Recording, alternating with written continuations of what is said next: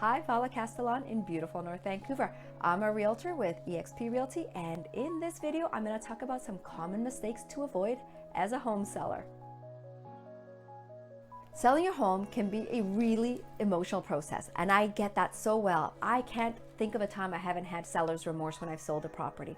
And this is especially true when it's your primary residence. You've got memories there. You've put your heart into all the renovations and decor that you've put in there. The last thing you want are buyers poking through your house and judging your decoration or your renovations. So the best advice I can give you is do your best to try to treat it like a transaction. This is a financial transaction that will be taking you to the next phase of your life, and try to keep the emotion as much as you can out of it. With all the information we have available to us today, and with the technology, it's understandable why homeowners would be tempted to list as a for sale by owner.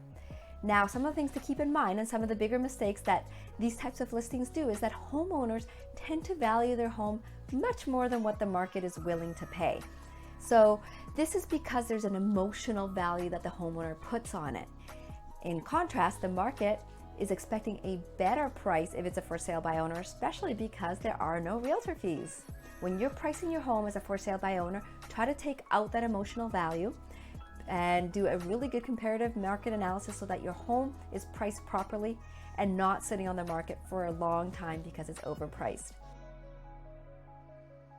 There's lots of great sites for listing, and many of those will put you on the MLS. You just need to Google for sale by owner. FSBO is the site. You've also got the property guys. There's lots of them out there.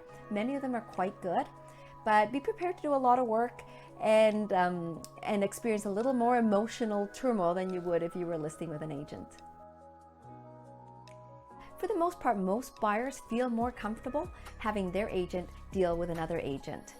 In addition, many agents won't look at for sale by owner properties. Just there's a little bit of liability and sometimes a stigma for some agents. So a for sale by owner may get less eyeballs than would a property that's being listed with a real estate agent. The best opportunity for doing a for sale by owner is if you already have a buyer. Putting it out on the MLS on your own is a big risk, and you may end up taking much longer to sell and end up listing with an agent anyway. I understand why you wouldn't want to list with an agent. It's going to cost you 5 to 7%. That's a lot of money, especially in markets like Vancouver. But an agent will help take the guesswork out of it. They'll be able to negotiate on your behalf, address issues that pop up, which they will, and help alleviate a little bit of the emotional components that are part of the selling process. Make sure you set realistic expectations for when those offers come. In hot markets like today, many sellers think they're going to be getting a gazillion offers and they're going to get more money than they ever dreamed of. But for the most part, that's not the case. Usually you're going to get something that's quite reasonable, and there's going to be a little give this to get that. Meaning, for a higher price, you may be getting lots of conditions in the offer, or for a lower price, you may get a clean offer with no subjects. So you're going to have to figure out what you're willing to give up for what. The risk of taking less money for no subjects is really clean. It's a clean transaction. However, you may be leaving money on the table versus if you take the higher offer with subjects, the subjects may not be removed. And so that means your listing is going to go back on the market and you're going to be back to open houses. Ensure your property is well marketed. You want it marketed before it even hits the MLS. You want people to be ready and hungry and eager to come and see it when it's finally ready to show, because that is going to get the most eyeballs on there. In addition, don't skimp on the photos or videos. Make them be beautiful and get them everywhere. Whether it's you selling on your own or you've got your agent, make sure that the marketing is not ever skimped on.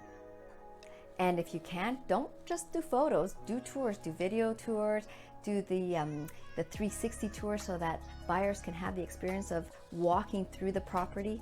You can do Facebook Live tours. There's lots you can do to make sure that anybody that may consider buying your property has the knowledge that it's out there, it's for sale, and what it's selling for.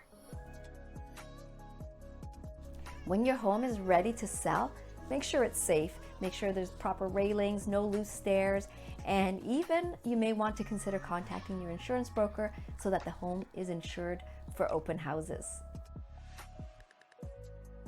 Be open about any problems in the property. You do not want to be hiding those, or they'll come back and get you later. So Disclose, disclose, disclose. If there's issues, if there's things that need fixing, be upfront and share those. Here in BC, we have the property disclosure statement. Make sure that's properly filled out.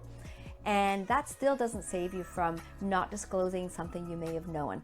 Even if it's a latent or a hidden issue, something that isn't visible to the bare eye, if it turns out that as a seller you were aware of it and didn't disclose it, you could be in a lot of trouble. Try to fix as much as you can before your home is ready for showing. You want all your buyers to have the sense that the home has been well taken care of, and you want them to focus on picturing themselves living there, not on all the problems that need fixing. Ensure your home is super ready for those showings. It's spotless clean, it's staged or soft staged, decluttered, depersonalized. I've got a whole video on that. The walls are freshly painted, the floors are washed and cleaned. If you've got it in your budget, try to change the floors if they're tired.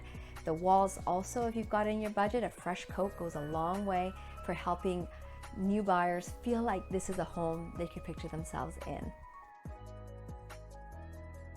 Unfortunately, especially those first few weeks, you need to be accommodating to potential buyers. So you have to be ready to leave at the drop of a pin. If you've got pets, have them ready to go. Clean up the pet beds, make sure the home smells nice, have it spotless 24/7, because you just don't know when that right buyer is gonna come by.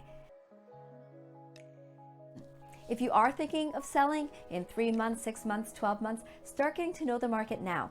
Start interviewing realtors, especially those in your local area, and learn the market. That way you are able to speak the language. Watching videos and educating yourself is going to be really important so that you don't feel lost during the process. If you found this video useful, please like it below and follow me for more useful tips on real estate selling, buying, and investing.